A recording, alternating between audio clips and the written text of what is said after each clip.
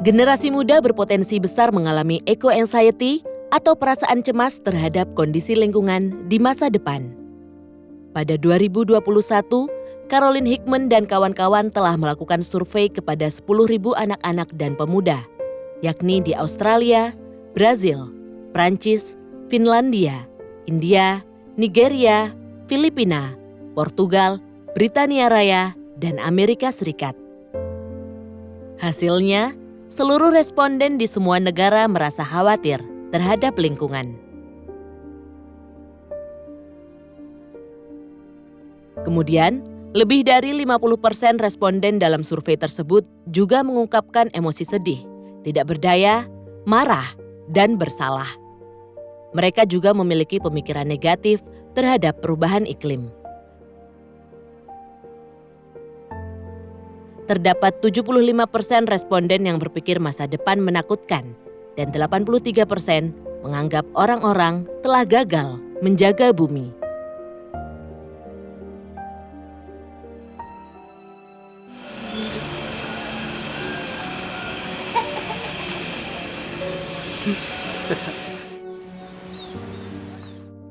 Di Cilacap, para pemuda dan anak-anak mengukir kisah kelamnya sendiri.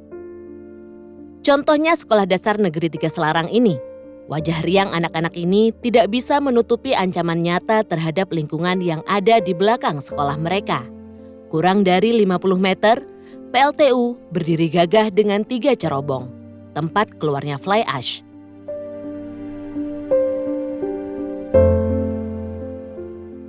Sejak dini, ratusan anak-anak ini telah didekatkan dengan racun yang membahayakan diri mereka, bahkan untuk ukuran orang dewasa sekalipun.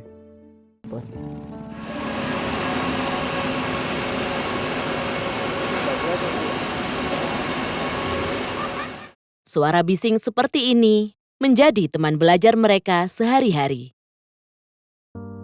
Jika anak-anak ini beruntung, mereka akan menjumpai suara yang jauh lebih bising, seperti ini.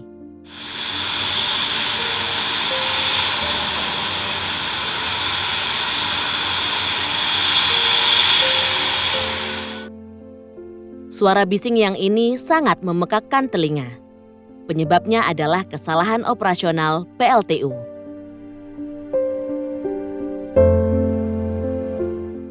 Tercatat sudah 7 kali peristiwa kebisingan akibat kesalahan operasional PLTU terjadi dalam kurun waktu November 2019 hingga Mei 2022. Terakhir kali suara bising tersebut berlangsung selama 31 jam, yakni pada 11 hingga 12 Mei 2022. Seluruh siswa SD Negeri 3 Selarang ini harus menghentikan kegiatan belajarnya karena gangguan suara bising.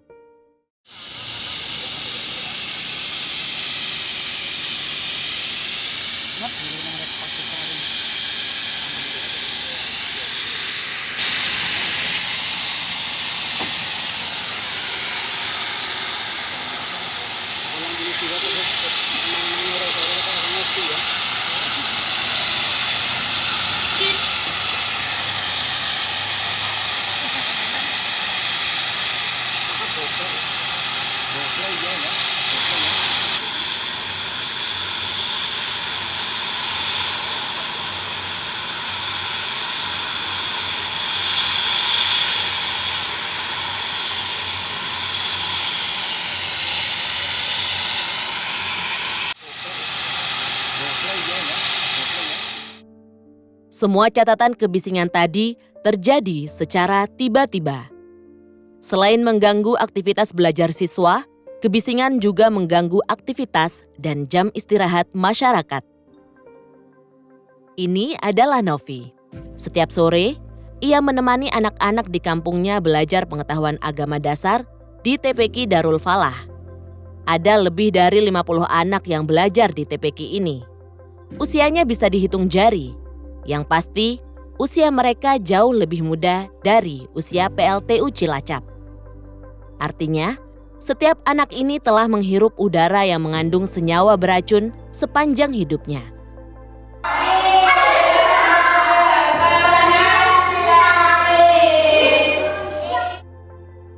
Begitu juga dengan Novi. Pengalaman hidupnya bersama PLTU tidak semudah yang dijanjikan. Perlahan, satu persatu pemuda dan anak-anak kehilangan teman dan tempat bermainnya. Penyebabnya adalah ini, abrasi. Mereka harus mengikuti orang tua bermigrasi demi menghindari abrasi yang kian mengganas di ujung Dusun Winong. Hidup berdampingan dengan PLTU tentunya bukan solusi yang baik, juga sangat tidak disarankan untuk hidup berdampingan dengan PLTU. Karena saya sebagai pemuda merasakan sendiri bagaimana PLTU itu memang memiliki dampak yang sangat luar biasa, dari mulai anak-anak, kemudian remaja, kemudian masyarakat, orang tua juga itu semuanya merasakan. Tri memiliki kisah tersebut.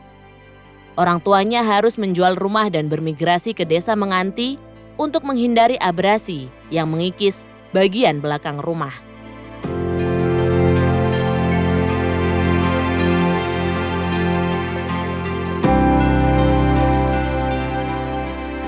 Ya dulu di Winong, sekarang udah pindah. Karena dulunya terkena abrasi rumahnya di belakang rumah, terus juga udaranya juga udah nggak sehat. Terus ya nggak nyaman banget lah buat kesehatan juga. Kumpul sama teman-teman asli sini sih juga, organisasinya juga udah nggak ikut lagi kayak gitu.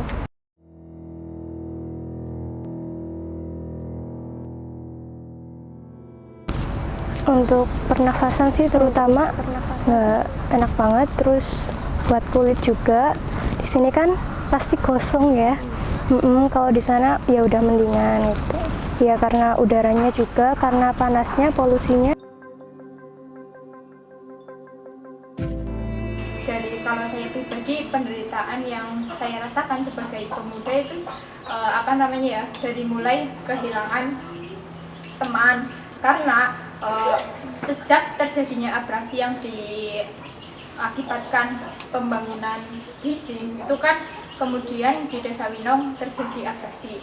Nah kemudian dari situlah saya merasakan bahwa teman-teman saya yang biasa saya tongkrongan bareng, terus banyak melakukan kegiatan bersama, sekarang ya jadi apa-apa sendiri, kemana-mana sendiri. Kalau sejak kecil kalau Cilacap itu dulu nggak sepanas ini ya. Untuk saat ini Cilacap dengan banyaknya industri itu sudah semakin panas. Utamanya dengan saat ini ada PLTU ya. Banyak teman-teman yang terdampak di PLTU itu adalah kena dampak abu.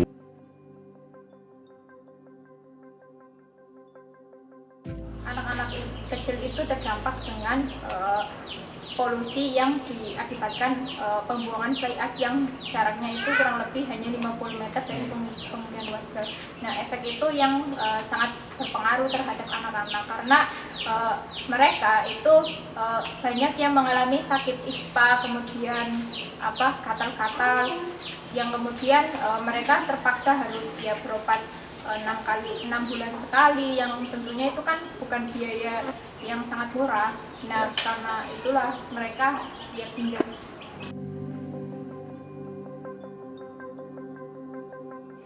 Dan pemerintah tidak aware ya dengan persoalan ini, tidak peduli begitu ya, meskipun dampak-dampak itu sudah dialami.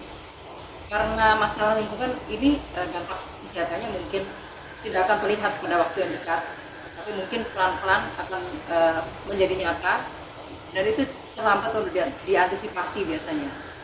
Nah, fasilitas kesehatan juga tidak cepat tanggap terhadap soal ini. Dikirain itu adalah gejala-gejala penyakit yang biasa, yang tidak ada hubungannya dengan PLTU. Nah, ini salah besar. Seharusnya memang ada pemeriksaan kesehatan secara berkala, secara rutin. Dan kalau ada masyarakat yang sudah menderita terkena dampak, itu harus segera diatasi untuk dicari pengobatannya. Tapi itu sebenarnya merupakan upaya mitigasi yang ada di hilir gitu. Yang itu sebetulnya pemerintah juga harus peduli dengan masalah dari hulunya, bahwa ini tidak akan terjadi ketika mereka tidak mengeluarkan perizinan terhadap beroperasinya PLTU batubara. Bukan hal mudah untuk mendapatkan ekonomi di lingkungan yang rusak, kecuali perusahaan perusak lingkungan itu sendiri. Pemuda mulai mencemaskan sektor ini. Mereka mulai menakar peluang hidup di Winong.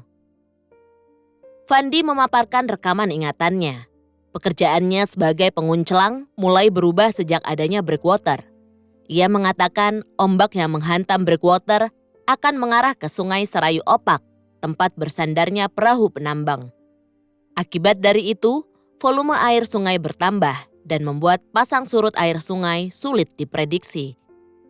Terkadang, air sungai membanjiri warung-warung yang ada di sekitar depo pasir. Kondisi itu yang menghambat aktivitas ekonomi penambangan pasir. Perubahan di sistem lingkungannya itu sangat terasa. Dan selama ini kita selalu mengalami permasalahan-permasalahan di lingkungan, di perekonomian, bahkan juga di pendidikannya.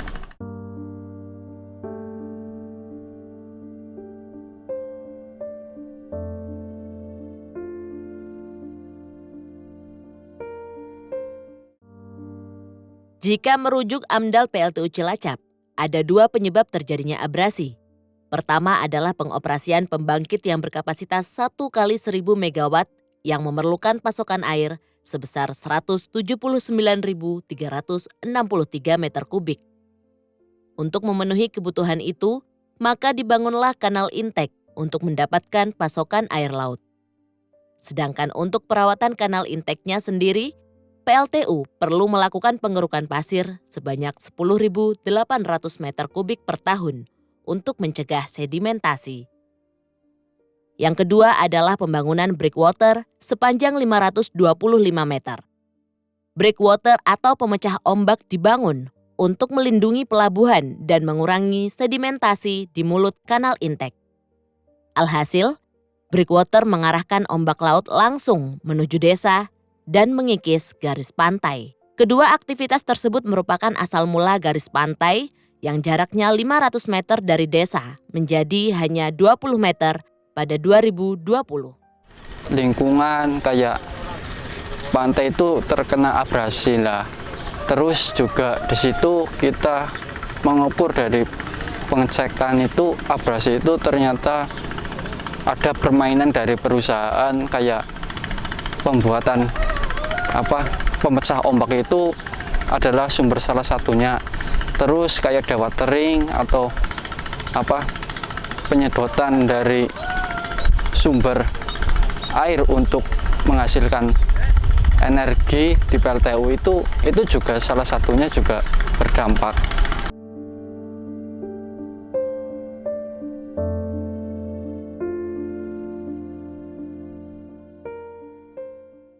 Anak-anak inilah yang pada akhirnya paling merasakan kehilangan.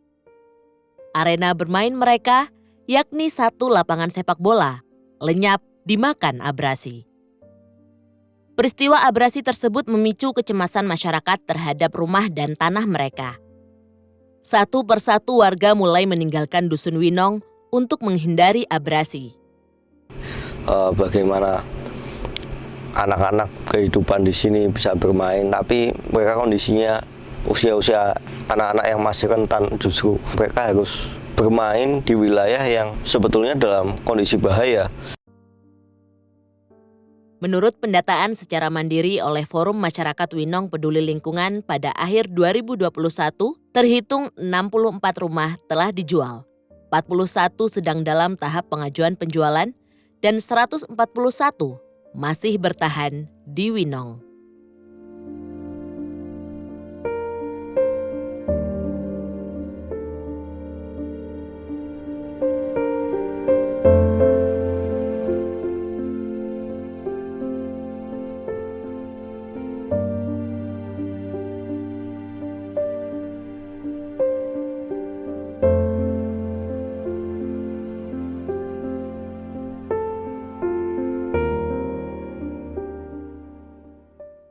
Nelayan di Laut Rawajarit dan Lengkong juga merasakan imbas dari pengerukan pasir, pembangunan breakwater, dan dermaga.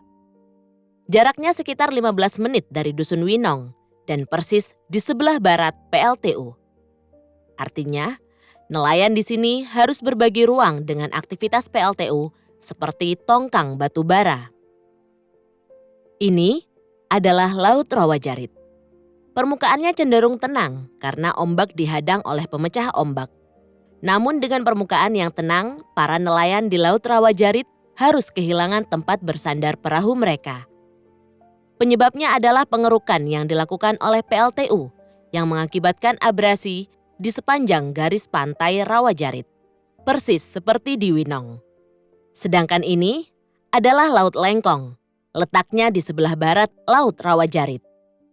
Permukaan Laut Lengkong jauh lebih berombak jika dibandingkan Laut Rawajarit. Penyebabnya adalah breakwater milik PLTU. Breakwater membuat ombak yang harusnya menerjang Rawajarit malah mengarah seluruhnya ke Laut Lengkong. Habis buat tempat perahu itu loh ada juga ombak itu besar terus. Kita kan nelayan cari makan, cari rezeki kan, cari yang selamat lah, jadi pindah ke sini kan ombaknya kecil. Di waktu-waktu tertentu, bahkan ombak lebih besar dan berbahaya bagi nelayan yang melaut. Beberapa nelayan dikabarkan hilang atau kembali tanpa nyawa ketika berangkat dari Laut Lengkong saat ombak sedang besar. Bukan karena ceroboh, melainkan besar kecilnya ombak sulit diprediksi oleh nelayan. Ombak besar juga tidak jarang menyeret perahu yang bersandar ke tengah laut. Bahkan, ombak juga menjebol tanggul yang dibangun secara gotong royong oleh warga Lengkong. Akibat jebolnya tanggul itu membuat sawah warga tergenang air laut. Hasilnya, petani gagal panen. Nelayan yang biasa melaut dari Laut Rawajarit dan Lengkong kini memutuskan pindah ke laut sebelahnya, yaitu Laut Menganti. Palingnya kita itu dibikinin dermaga lah, apa pemecah ombak biar ada tempat juga kita nelayan bisa enak lah berangkatnya ya gitu. Kayak di sini kayak gini kan ombak kecil terus. Kalau di sana kan kalau di gede mas. Dan dikasih tempat perahu lah.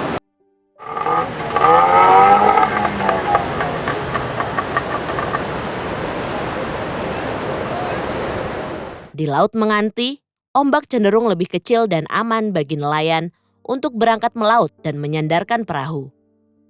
Kondisi ombak yang stabil tersebut membuat nelayan Rawajarit dan Lengkong memutuskan untuk pindah ke Laut Menganti.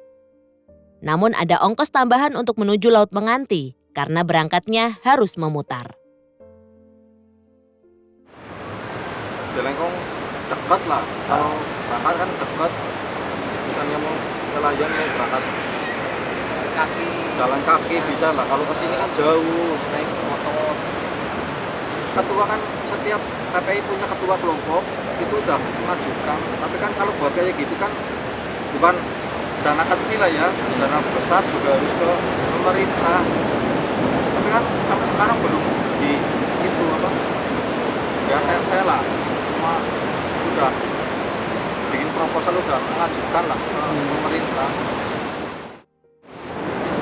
2019 kan itu udah mulai dampak operasi, jadi sedikit demi sedikit itu nelayan mulai pindah ke sini. Terus total 2021 ini nelayan udah di sini semua, nelayan semua udah pindah ke sini.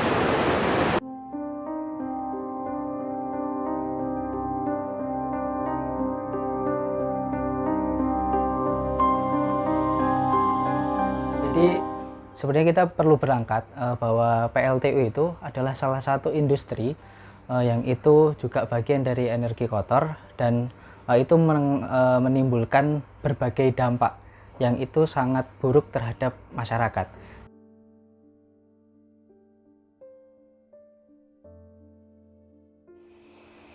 Jadi dalam setiap kasus-kasus lingkungan, korbannya itu kan komunitas ya, dan komunitas itu kan terdiri dari berbagai macam elemen. Ada orang tua, ada anak muda, laki, perempuan, anak, ya pastinya semuanya akan terkena dampak dari lingkungan itu.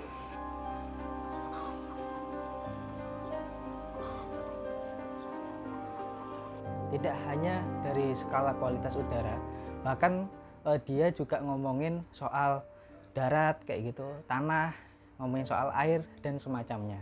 Nah, itu semua itu sebenarnya juga tertuang di dalam analisis mengenai dampak lingkungan, yang itu menjadi dokumen yang itu harus ada sebelum kemudian PLTU itu berdiri atau beroperasi. Nah,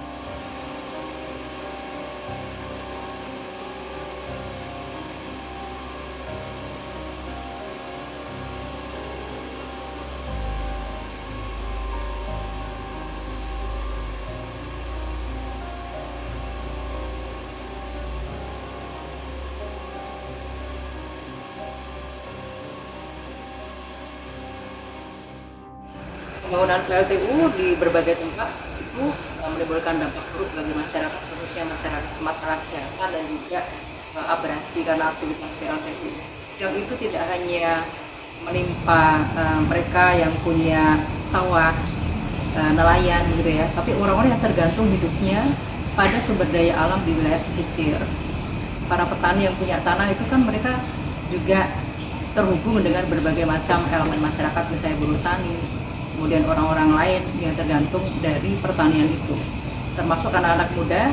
Mereka nanti tidak akan bisa menikmati lagi warisan lahan pertanian yang subur, dan juga mereka akan kesulitan kalau mereka menjadi nelayan untuk mencari ikan di laut karena sumber daya alamnya sudah rusak.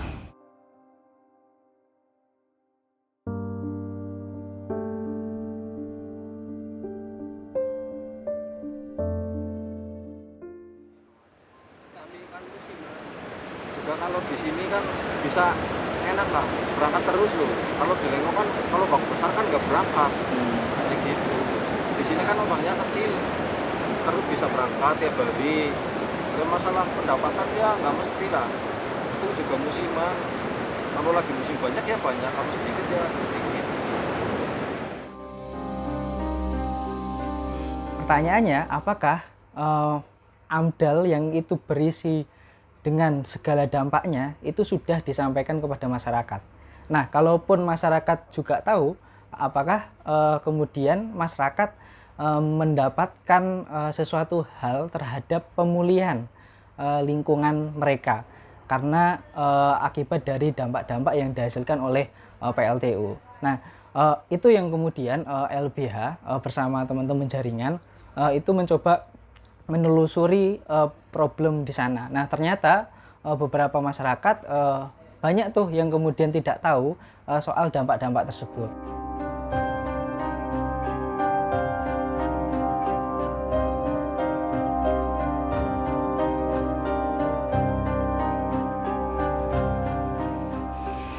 Tidak hanya itu saja ya, di dalam aspek kultural juga begitu. Karena komunitas yang hidup di pesisir, baik itu nelayan, petani maupun komunitas dengan beragam mata pencarian lain, mereka punya aspek kultural. Nah, aspek-aspek itu akan hilang seiring dengan berpindahnya masyarakat dari pesisir ke wilayah yang lain. Nah, ketika masyarakat tidak tahu soal dampak tersebut terhadap dirinya, mereka juga nggak tahu nih hak yang seharusnya mereka dapat itu juga bagaimana. Nah, makanya peran LBH di sana itu mencoba kemudian menggali persoalan itu, dan itu mencoba untuk memberikan gambaran ternyata di AMDAL PLTU dan PLTU secara umum itu menghasilkan dampak-dampak yang buruk terhadap masyarakat. Caroline Hickman dan kawan-kawannya benar tentang kecemasan pemuda dan anak-anak soal masa depan lingkungan. Tapi tidak berhenti sampai pada kecemasan. Kenyataan lain sedang terjadi di Cilacap. Pemuda di sini berhasil mengolah kecemasan menjadi sebuah dorongan untuk bergerak dan melakukan aksi nyata. Setiap pemuda memiliki langkah perjuangannya sesuai dengan latar belakang mereka masing-masing. Kalau kita melihat apa yang sudah dilakukan, ya kita melakukan campaign ya, melakukan kampanye kita mengedukasi banyak orang tentang bagaimana green energy dan bagaimana energi kotor itu seharusnya tidak lagi dilakukan di Indonesia. Ke depan, utamanya anak-anak muda, generasi muda harus lebih baik. Kita harus bersatu menyuarakan isu yang sama bahwa global warming itu betul-betul ada, di mana energi kotor itu sangat beresiko.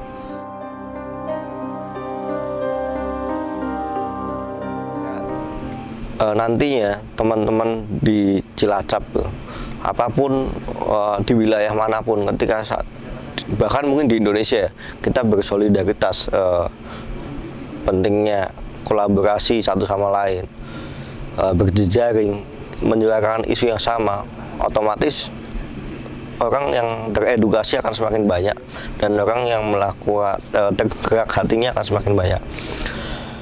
Simpelnya, dari impact bersolidaritas itu akan menumbuhkan sebuah dampak di mana kita akan tergerak, lalu setelah tergerak itu kita akan bergerak dan selanjutnya akan menggerakkan banyak orang lagi.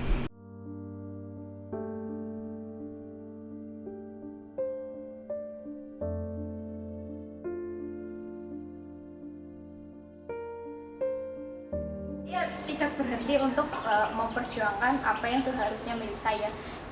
Salah satunya ya dengan dampak yang seperti ini, saya tetap berusaha bertahan karena memang saya sendiri itu nyaman di sini, meskipun ya memang tidak disarankan hidup berdampingan dengan PLTU, karena yang duluan datang, yang duluan di sini kan masyarakat, jadi yang seharusnya pindah ya, kalau milih seharusnya yang pindah ya PLTU, bukan saya. Nah, perjuangannya ya bersama teman-teman yang ada, yang mengusahakan apa sebisanya bareng teman-teman untuk ya berusaha menghidupkan kembali apa yang sudah mati itu melalui ya generasi regenerasi. Ya sebenarnya ini juga salah satu hiburan saya, artinya daripada di rumah nggak ngapa-ngapain ya lebih baik sekarang datang ke TPD, ketemu anak-anak, bisa menghibur ya rasa penderitaan saya.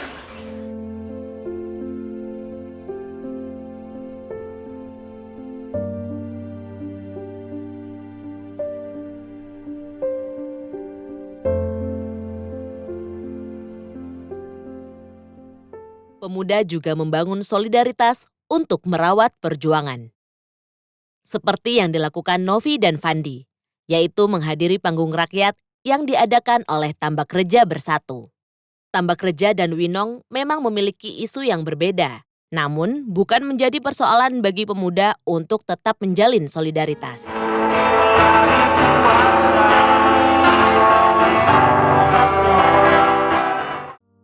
Ini merupakan langkah-langkah kecil untuk menyatakan bahwa pemuda tidak hanya diam dan menunggu keputusan generasi tua. Pemuda memiliki kesadaran bergerak untuk memperjuangkan hak mereka. Dan sudah seharusnya pemuda diberi ruang untuk mengambil keputusan atas lingkungan hidup. Forum Tambak Reja Bersatu juga berkunjung ke Winong.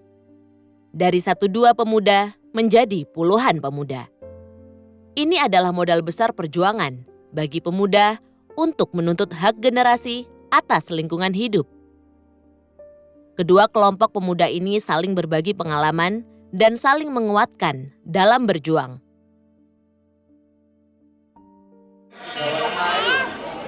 Kecapi dalam suara sunyi menyendiri.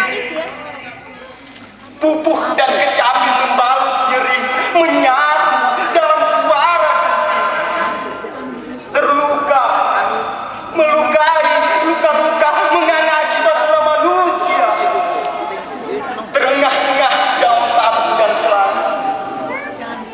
Aku seorang petani dari Pojong Sari menghidupi mimpi dari padi yang tanam sendiri. Keserendahan kalau tadi hidup dapat untung dilipat dan ditabung